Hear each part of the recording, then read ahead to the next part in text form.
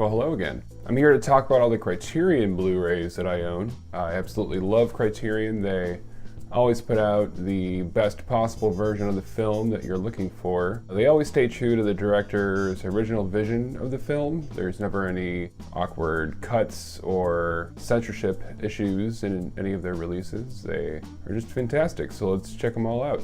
First up is Lars von Trier's Antichrist. This is a polarizing movie. I really like it. Not for everyone. Features some amazing black and white cinematography and great performances by Willem Dafoe and Charlotte Gainsbourg, but it features some horrific violence. So if you like any of those things, check it out. Being John Malkovich is amazing. It's directed by Spike Jonze, written by Charlie Kaufman. Can't go wrong with those two boys. It also features some unfortunate 90s fashion. Belle de Jour is a good surrealist French movie. Beyond the Valley of the Dolls is fantastic. It's written by Roger Ebert, of all people. It's very goofy, it's very silly, it's satirical, kind of melodrama. Black Moon is a movie that I will watch at some point. Blowout. Brian De Palma, pretty good thriller. Probably John Travolta's best performance, I'd say. The Brood is a fantastic David Cronenberg film. Underrated, I'd say. It's kind of forgotten amongst his other more popular movies, but well worth your time. Some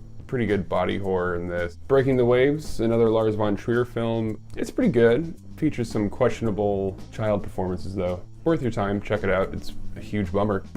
Brazil, directed by Terry Gilliam.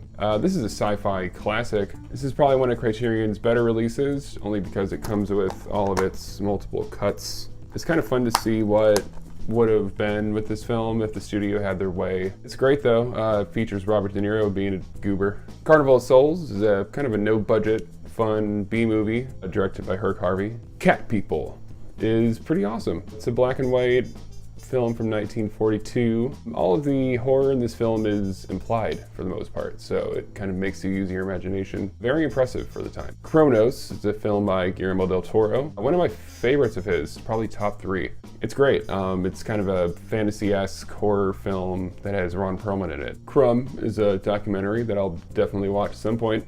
David Lynch, The Art Life, is a really well-made documentary. If you're a fan of David Lynch, this is definitely worth checking out. Kind of focuses more on his artwork than his films, kind of him growing up and going to art school. It's super interesting. Dazed and Confused. It's got Matthew McConaughey in it, saying that thing that everyone likes to say. It's great. I mean, everyone knows about this movie. Before Guillermo del Toro made Pan's Labyrinth, he made The Devil's Backbone. Super underrated movie. It's a great ghost story. It kind of has a different spin on the genre. Don't Look Now, with Donald Sutherland. A great ghost story. I mean, I need to watch it again. I watched it and not really paying attention. You need to do so with this movie. Dr. Strangelove, or How I Learned to Stop Worrying and Love the Bomb, is, I'd say, one of Kubrick's better films. Kind of underrated, I'd even say. Peter Sellers plays multiple people in this. It's hilarious. Check it out. Dressed to Kill, directed by Brian De Palma. Not one of my favorites of his, but it's pretty good, entertaining movie. Eraserhead, one of my all-time favorite films, directed by that David Lynch. It's a masterpiece, in my opinion. The whole thing is just a nightmare. Stunning black and white cinematography. Everything's elevated by the phenomenal sound design in this. Yeah, check it out. It's really weird. Eyes Without a Face, French black and white film from the 60s. It's about a lady who gets in a car crash and gets horribly disfigured. She wants a new face and she gets it. Spoilers, I guess. Fantastic Mr. Fox is a great stop motion film directed by Wes Anderson. Fantastic Planet is a fantastic movie that I'll definitely watch soon. Fear and Loathing in Las Vegas, also directed by Terry Gilliam. It's based on the Hunter S. Thompson novel that is based on Hunter S. Thompson. Frances Ha is a movie I thought I wouldn't like and watched it, and it was fantastic. I love this movie. Kind of a coming-of-age tale, directed by Noah Baumbach, starring Greta Gerwig. Ghost World, one of their more recent releases. This is great. It stars Scarlett Johansson and Steve Buscemi. Some really good, memorable characters in this. Gojira, or Godzilla, the first one. It's a great movie.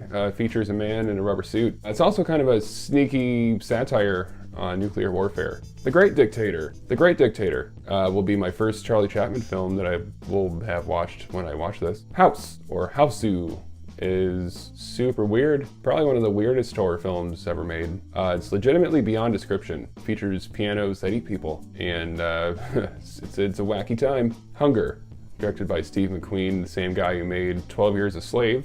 This is a very impressive, well-made film. The entire second act of this film was done in one take, one shot, and it's about 40 minutes long, so it's worth seeing just for that. Kwaidan is a Japanese horror anthology. Lady Snowblood is an amazing movie. The Life Aquatic is probably my favorite Wes Anderson film. It's great in pretty much every way. Moonrise Kingdom is another one of those great Wes Anderson movies. He knows how to make a movie. All of his movies are at least good. One of my all-time favorites, Mulholland Drive, also directed by David Lynch. I was beyond excited when Criterion announced this. Surreal, haunting, kind of a nightmare as well.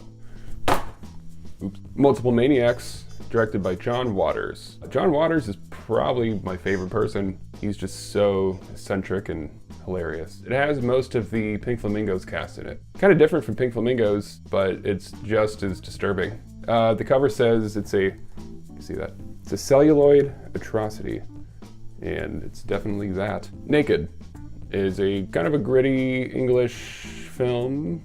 Naked Lunch is an adaptation of the unadaptable novel by William S. Burroughs. Definitely ambitious to turn this into a movie, and Cronenberg did a fantastic job. Stars RoboCop and lots of bugs that sometimes turn into typewriters. It's a trip. Pan's Labyrinth is a film that I showed my mom and forgot how horrifically violent it was. It's great. It's one of my favorites, kind of a dark fairy tale by Guillermo del Toro. Paths of Glory is a masterpiece. It's my favorite Stanley Kubrick film. I'd say it's most definitely underrated. The Piano Teacher, I hear, is pretty messed up. I'll watch it one day. Repo Man is so much fun. I love this movie. It's kind of a punk rock, classic 80s B-movie. Kind of all over the place. But yeah, it's fantastic. Check it out. Before Roman Polanski made Rosemary's Baby, he made Repulsion. I actually prefer this to Rosemary's Baby. Some good moments in this. Rosemary's Baby. It's a classic. The Royal Tenenbaums is great. It's fantastic. The characters are loosely based on J.D. Salinger's Glass family. Rushmore, also by Wes Anderson, is a movie that I like more and more every time I watch it. Sallow, or 120 Days of Sodom. This film is just vile. Based on the Marquis de Sade book that is equally as vile. This book, yeah, these two things are just horrible. This movie upset a lot of people. I mean, it's worth watching if you like films like this. Scanners is a classic Cronenberg film, one of his better ones. Debatably the best head explosion in any movie ever is in this. Seventh Samurai is an amazing classic that I will watch one day. Seventh Seal. I watched this recently and it blew me away. Max von Sydow, pretty great. He plays chess with the devil, or death. He plays chess with death. I wasn't expecting it to be funny, but it was hilarious. Before Danny Boyle made Trainspotting, he made Shallow Grave. It's a pretty great 90s thriller with Ewan McGregor. Thief is a great heist film starring James Caan, directed by Michael Mann. 12 Angry Men is a film that everyone likes because it's great. Probably need to rewatch this though. It's been probably a decade. But yeah, I've got it. So if I want to, I can. Twin Peaks Fire Walk with Me is an amazing film. It's a film that everyone wanted when it came out, but nobody liked because people were like, what happened? What's with that ending with Twin Peaks? And David Lynch is like, I don't care what, I'm just gonna make my movie and it's not gonna answer any of your questions, which is fine. I mean, 20 years later or whatever, it holds its own. Don't watch this before you watch Twin Peaks though. If anyone tells you that, they're wrong. The Uninvited is a great ghost story from 1944. Vampire, made in 1932. German surreal horror film. This film blew me away. This release is great, by the way. It comes with the screenplay. And the last Criterion film that I own is Videodrome. It's my favorite Cronenberg film for sure. It's amazing in pretty much every way. Yeah, it's super weird. It'll trip you out. So that's it for all the Criterions that I have. Thanks for watching. I'm probably gonna do my Scream Factories next. So yeah, thank you.